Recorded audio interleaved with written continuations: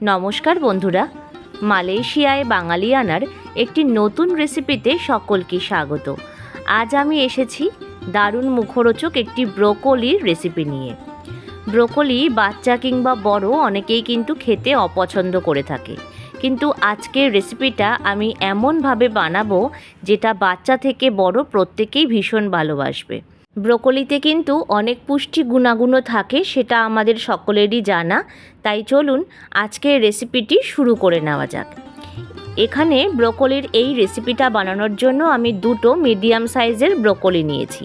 একটু বড় টুকরো করে কেটে এটাকে ধুয়ে নিতে হবে। কড়াইতে জল বসিয়ে দিলাম 1 চামচ পরিমাণে লবণ। জলটা এই রকম বুদবুদ কাটতে শুরু করলে তখন ব্রোকলিগুলোকে আমরা একে একে দিয়ে দেব। এবার ব্রোকলিটাকে খুন্তির সাহায্যে একটু জলের মধ্যে ডুবিয়ে দিতে হবে, যাতে জলের মধ্যে ব্রোকলিগুলো প্রত্যেক কটা ডুবে যায়। সেই দিকে খেয়াল রেখে মোটামুটি 2 মিনিট মতন ব্রোকলিটাকে ভাপিয়ে নেব। এটা কিন্তু আমরা সেদ্ধ করব না। 2 মিনিট পরে দেখুন বন্ধুরা, জলটা ফুটতে শুরু করেছে। তার মানে আমাদের ব্রোকলিগুলো কিন্তু আস্তে আস্তে সেদ্ধ হওয়া শুরু হয়ে যাবে। তাই এবার গ্যাসের ফ্লেমটাকে অফ করে দেব আর একটা ছাঁকনির সাহায্যে ব্রোকলিটাকে জল থেকে তুলে একেবারে একটা পাত্রে ঠান্ডা জলের মধ্যে দিয়ে দেব। এতে কি হবে, ব্রোকলির যে কুকিং প্রসেসটা থাকে সেটা কিন্তু বন্ধ হয়ে যায় ঠান্ডা জলের মধ্যে দিলে।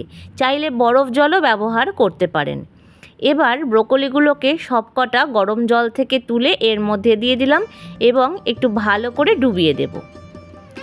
যতক্ষণ ব্রোকলিটা ডুববে ততক্ষণ কিছু রসুন নিয়েছি। এখানে আমি প্রায় 13 থেকে 14 কোয়া মতন রসুন নিয়েছি। এবার রসুনগুলোকে একেবারে ঝিরিঝিরি করে কুচিয়ে নেব। আশা করছি আজকের রেসিপিটি সকলের ভালো লাগবে। যদি ভালো লেগে থাকে লাইক, শেয়ার, কমেন্টস এবং নতুন বন্ধুরা চ্যানেলটিকে সাবস্ক্রাইব করে আমার প্লিজ পাশে থাকবেন। দেখুন আমি রসুনটাকে ঠিক কিভাবে কুচিয়ে নিচ্ছি, ঠিক এই রকম মিহি কুচি করে নিতে হবে। এবার নিয়েছি 3টে একটু বড় সাইজের কাঁচা লঙ্কা। লঙ্কাটাকেও একেবারে ছোট ছোট টুকরো করে কুচিয়ে নেব। চাইলে এর থেকেও মিহি কুচি করে নিতে পারেন। লঙ্কাটা কুচিয়ে নেওয়া হয়ে গেলে কড়াইতে দেব মাত্র 1.5 চামচ মতন সাদা তেল। এর থেকে বেশি তেলের কিন্তু প্রয়োজন নেই। তেলটা ভালো করে গরম হলে ব্রোকলিগুলোকে দিয়ে দেব। এবার ব্রোকলিটাকে উল্টে পাল্টে নাড়াচাড়া করে সামান্য ভাজা করে নিতে হবে, যেটাকে রান্নার ভাষায় বলা হয় সতে। দেখুন উল্টে পাল্টে মোটামুটি 1 মিনিট মতন আমি নাড়িয়ে চাড়িয়ে নিচ্ছি। ব্রোকলিগুলোর কালারটা যখন এই রকম চেঞ্জ হতে শুরু করবে আর এই যে ব্রোকলির যে ডাটির অংশটা থাকবে সেটাও দেখুন কালারটা চেঞ্জ হয়ে গেছে, ঠিক তখন এটাকে অন্য পাত্রে নামিয়ে নেব। এর থেকে বেশি ভাজা করা যাবে না। তারপর কড়াইতে দিচ্ছি 2 চামচ পরিমাণে সাদা তেল। তেলটা ভালো করে গরম হয়ে গেলে এবারে দেব 2 চামচ পরিমাণে বাটার। বাটারটা সামান্য গলা শুরু করলেই এর মধ্যে এই রসুন কুচিগুলো দিয়ে দিতে হবে।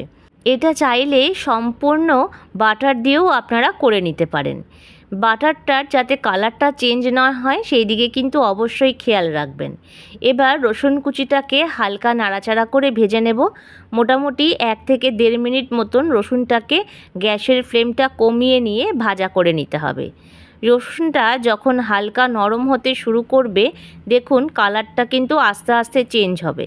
ঠিক সেই সময় যে লঙ্কাগুলো আমরা কুচিয়ে রেখেছিলাম সেই লঙ্কাগুলো দিয়ে দেব। এবার লঙ্কাটা দিয়েও আরও একবার নাড়াচাড়া করে নিচ্ছি। আজকের রেসিপিটা কে কোথা থেকে দেখছেন অবশ্যই কমেন্ট বক্সে জানাতে কিন্তু ভুলবেন না। আপনাদের যদি ধন্যবাদ জানাতে পারি আমার ভীষণ ভালো লাগবে। এইভাবে নাড়াচাড়া করতে করতে কাঁচা লঙ্কার কালারটা চেঞ্জ হয়ে যাবে এবং রসুনের কালারটাও সামান্য চেঞ্জ হওয়া শুরু করবে এবং সামান্য লালচে রং ধরা শুরু করবে। ঠিক সেই সময় দেব 1 চামচ পরিমাণে ময়দা।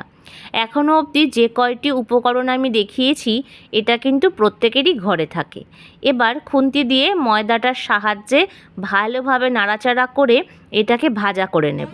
যখন সম্পূর্ণ ভাজা হয়ে কালারটা চেঞ্জ হবে তখন আমি 250 ml মতন দুধ দিয়ে দিলাম এর মধ্যে। দুধ দেওয়ার সঙ্গে সঙ্গেই কিন্তু খুন্তি দিয়ে ক্রমাগত নাড়াচাড়া করে নিতে হবে, না হলে তলায় কিন্তু ময়দাটা দলা পাকিয়ে যাবে আর খেতে ভালো লাগবে না। দুধটা ফুটতে শুরু করলে 1 চামচ পরিমাণে গোলমরিচের গুঁড়ো আর দিচ্ছি 1 চামচ পরিমাণে চিলি ফ্লেক্স। এখানে 2টো শুকনো লঙ্কা ড্রাই রোস্ট করে সেটাকে আধ ভাঙা করে নিতে পারেন।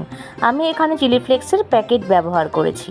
দিলাম 1 চামচ পরিমাণে লবণ আর দিচ্ছি 1/2 চামচ পরিমাণে অরিগ্যানো। এবার এটাকে ভালোভাবে নাড়াচাড়া করে নেব এবং এটাকে ফুটতে দিতে হবে। মোটামুটি 3 থেকে 4 মিনিট মতন এটাকে ভালোভাবে ফুটিয়ে নেব।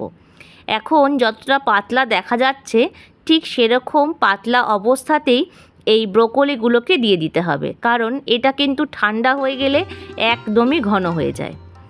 ব্রোকলিটা দিয়ে নিয়ে খুন্তির সাহায্যে এটাকে ভালো করে ডুবিয়ে দেব এবং এটাকেও মোটামুটি 2-3 মিনিট মতন ভালোভাবে ফুটিয়ে নেব। ফুটে উঠলে পরে ঘরে আমার 5-6খানা মতন চিজ স্লাইস ছিল, সেই চিজ স্লাইসটা দিয়ে দিলাম এর মধ্যে এবং ভালোভাবে মিশিয়ে নেব। যদি আপনাদের কাছে মোজারেলা চিজ থাকে তাহলে সেটাও ব্যবহার করে নিতে পারেন। এবার খুন্তির সাহায্যে এটাকে ভালোভাবে নাড়াচাড়া করে নেব আর চিজটা যাতে সম্পূর্ণ মিলেমিশে যায় সেই দিকে খেয়াল করবেন।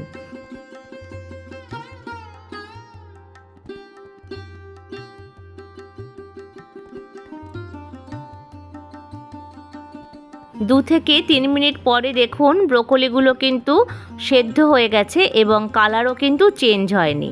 আর এদিকে আমাদের কিন্তু এই স্যুপটাও প্রায় রেডি হয়ে গেছে। এবার এটাকে নামিয়ে নেব।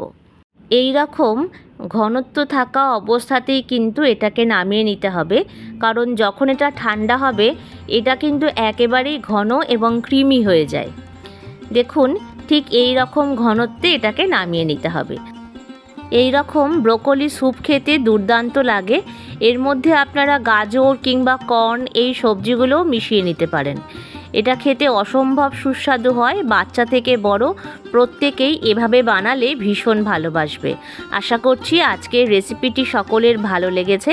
ভালো লেগে থাকলে লাইক, শেয়ার, কমেন্টস করবেন। নতুন বন্ধুরা চ্যানেলটিকে সাবস্ক্রাইব করে পাশে থাকবেন।